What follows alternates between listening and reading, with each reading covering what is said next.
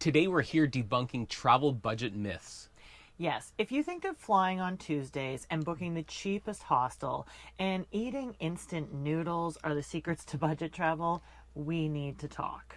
Yeah, we're not 20-somethings backpacking the world, and huge respect to those who are, but that's just not for us anymore.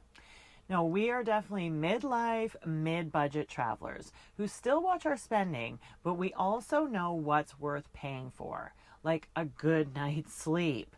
And definitely not spending 3 days in airports just to save $100. Yeah, for sure.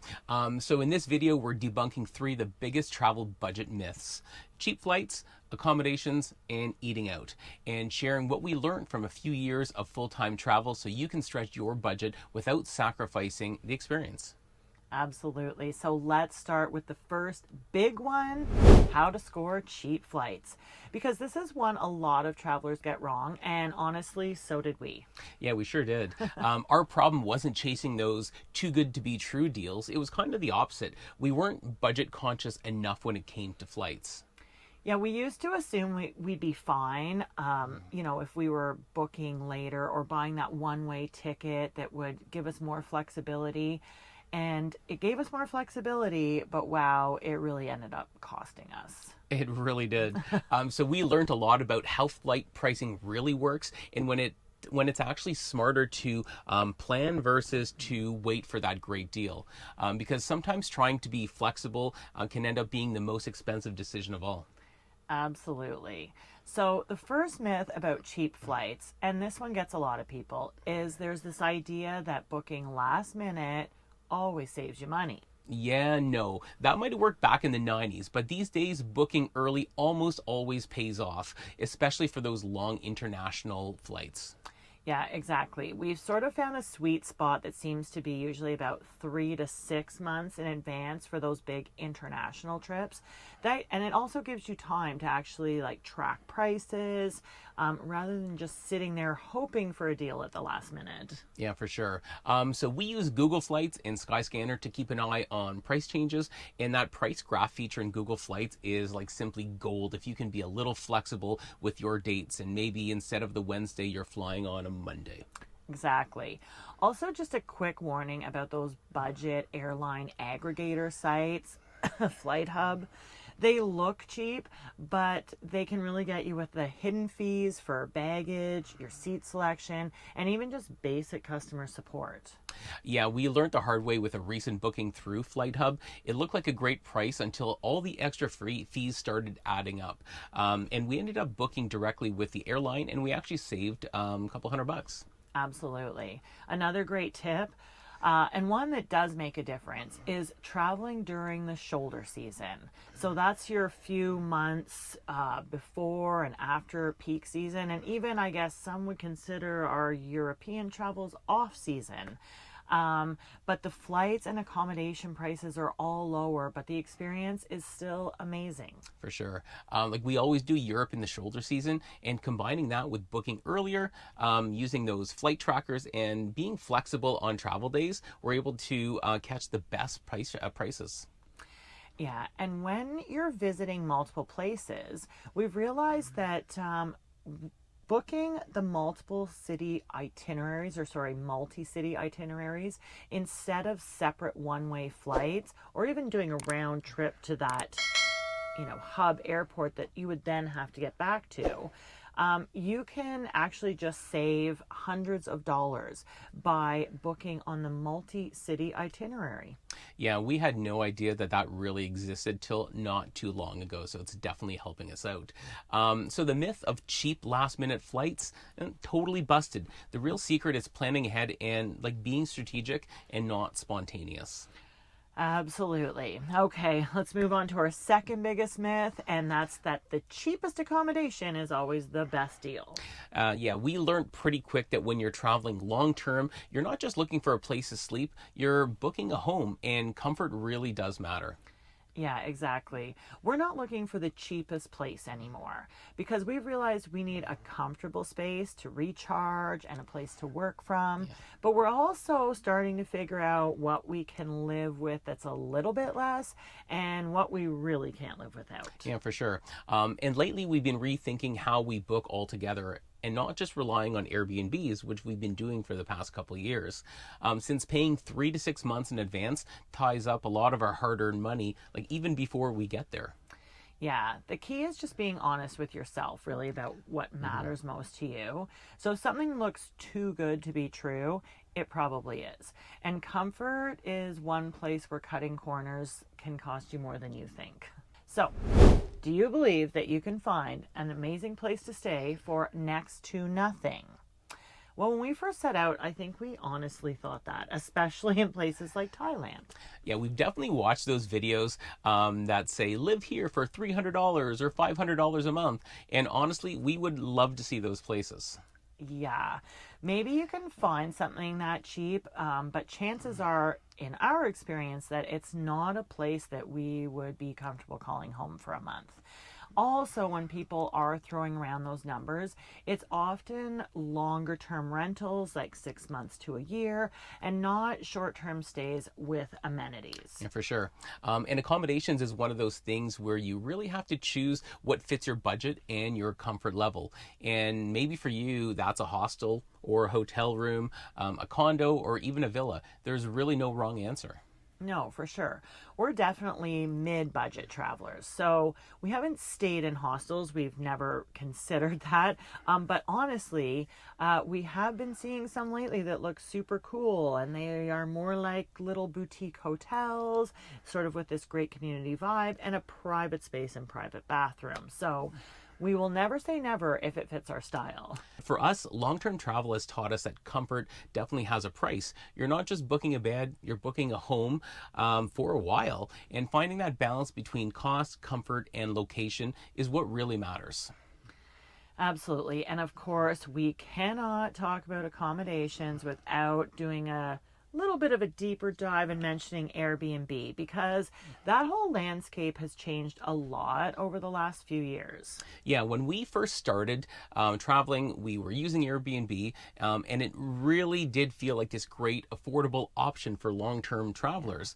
But now, between the cleaning fees, the service fees, taxes that vary actually from country to country, which we just realized, it's not always the cheapest way to stay anymore. Exactly. We've actually seen some listings where the cleaning fee alone is almost as much as a night's stay. So that can really add up, especially if you're just doing like shorter trips. Yeah, and all those taxes can be all over the place. Like in Costa Rica, for example, Airbnbs charge tax depending on the size of the owner's rental business. So some have no tax and others have a hefty tax, making prices from place to place just so variable.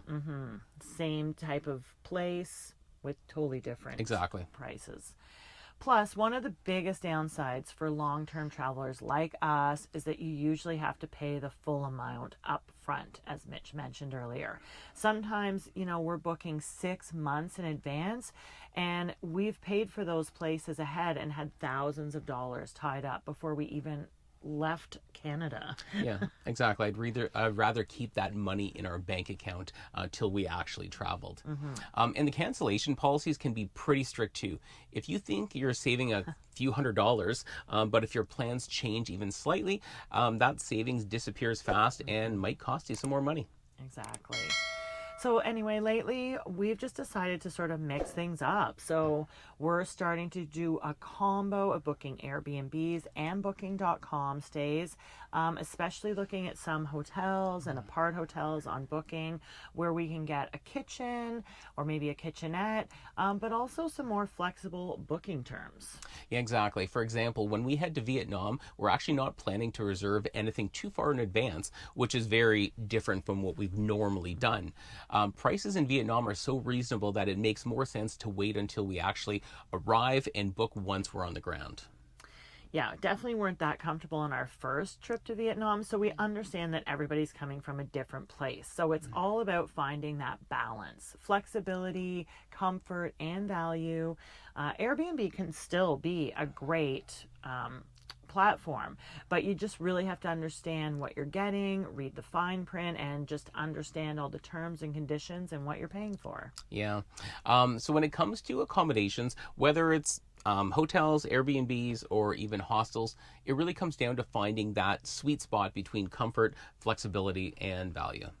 Exactly. And that idea kind of carries over into our next myth too, because just like with, where you stay, how and where you eat when you travel can make a huge difference in both your budget and your experience. Right. A lot of people assume that eating out all the time automatically means that you're overspending. Yeah, but depending on the country, the local culture, and how you approach it, that's not always true at all.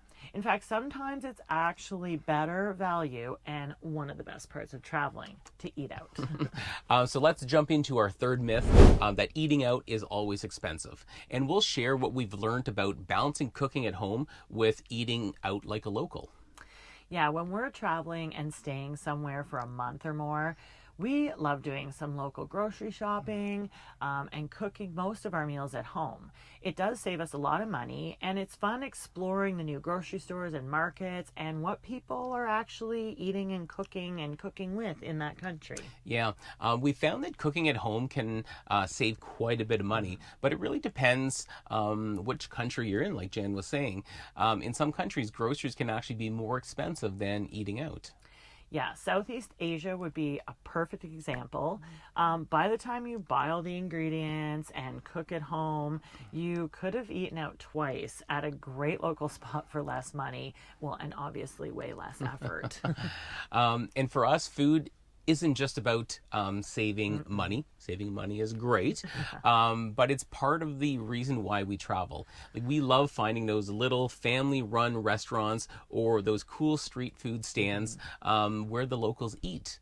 And not only is the food usually better, but it's more authentic, and it's all basically almost always way cheaper than those touristy restaurants.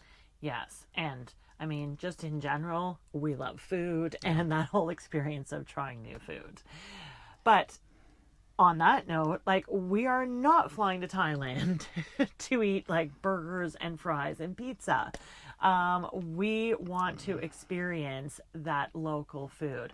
The Western style restaurants tend to be the most expensive. And I know there's some of you out there, again, it's all about balance, who need that pizza or that burger once in a while. But just know they do tend to be the most expensive, and really, like, for us, the least memorable meals. Yeah, so like, we like to mix it up. Cook when it makes sense, eat out when it's part of the experience, and it's not always about choosing the cheapest option. It's about choosing one that gives you the best value and the most connection to the place you're in. Exactly. Because at the end of the day, travel is all about the experiences. And for us, food, especially good food, is always worth it and definitely must be part of our travel experience. Most definitely. So if you really want great value and amazing food, go eat where the locals go. Markets and street vendors are where you'll find the best flavors and typically the best prices. Yeah, and sometimes you might run into, you're afraid to get out of that touristy area, and maybe there's a language barrier, but point, smile, and you'll get through it, and it's so worth it.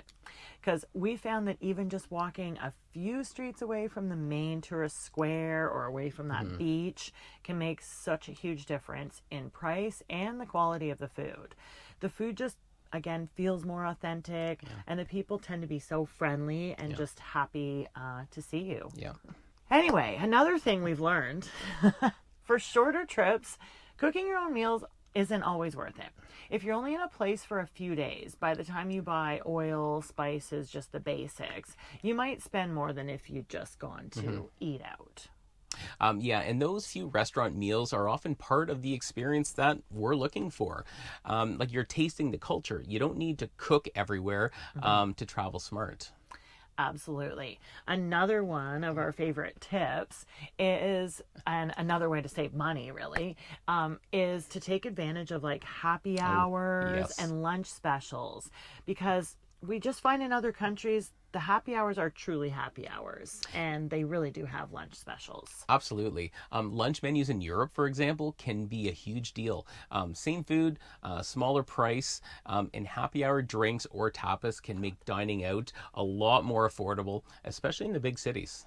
Yeah, big cities are surprisingly good for their food. I think maybe because they're competing with so many other restaurants. Right. But anyway, What we're doing now, like for us, we do tend to travel slow.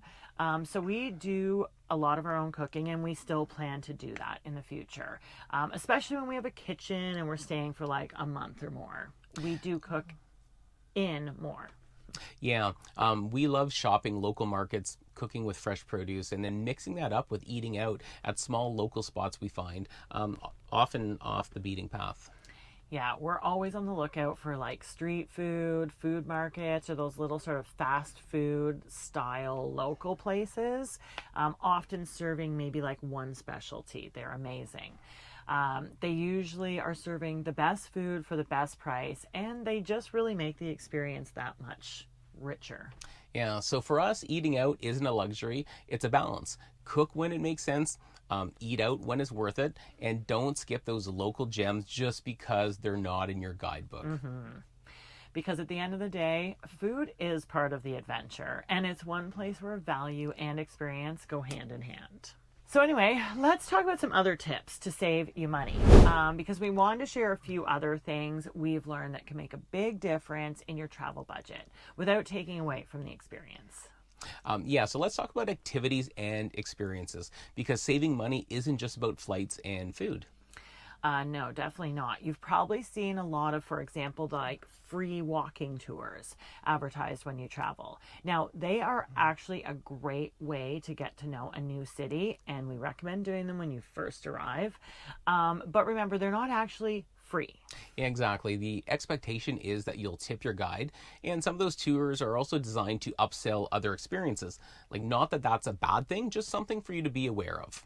Yeah, but honestly, most of the tours that we have experienced are absolutely worth it. And the guides have been so amazing that you happily tip them. We've had guides who gave us amazing local tips, like, you know, a hidden restaurant that, again, isn't in the guidebook, neighborhood festivals that might be happening while you're there, how to get around like a local, the best ways to, you know, are the buses easy? Yeah. Is the train easy to get around? And if you do decide to do one of these tours, try to have a few questions ready before you go for your guide, because they truly are a wealth of knowledge. Yeah, we definitely love the free walking tours. And don't forget, not every great experience has a price tag. Some of our favorite travel memories have been totally free. Yes, like get out and just walk around your neighborhood, explore the public parks, look for free cultural events, parades that could be happening, and also check, because a lot of museums or other tourist attractions often have free admission days, whether during the month or during the year. You'd just be surprised how many cities have some free things to do. Yeah, and one of our favorite tools, honestly, is YouTube. Before we go anywhere, we'll watch YouTube videos from different creators to get just multiple perspectives of the destination. It's like having a bunch of free travel guides. Absolutely. You can find local vloggers showing you like authentic spots, you know, people who live there. And then you'll have your budget travelers sharing their best hacks and how to save money. Anyway, it's just one of the easiest and most valuable ways to plan ahead and save money. And it's free. Well, absolutely. Yeah. So what are we doing next? Next for us is Costa Rica. We already know that Costa Rica is going to be on the more expensive side, but the flights were cheap. So again, it's all about that balance. Yeah, exactly. So we are planning to live the Pura Vida life, you know, free morning beach walks, hopefully some pickleball, Yes. and eating in a lot more. We may rent a car for a few days to explore around the region. We probably won't be indulging too much in the beer or the wine, because we hear that's quite expensive, but that's all part of the trade-off. Yeah, then we're bouncing that with Southeast Asia. We're heading back to Vietnam, then off to Thailand, where we'll be choosing a more affordable area this time, because last time in Koh Samui, that wasn't the experience. And then we're off to Bali to see if it's still worth the hype and how the costs compare. Yeah, so we actually booked all of our long haul flights already, so that's pretty much written in stone.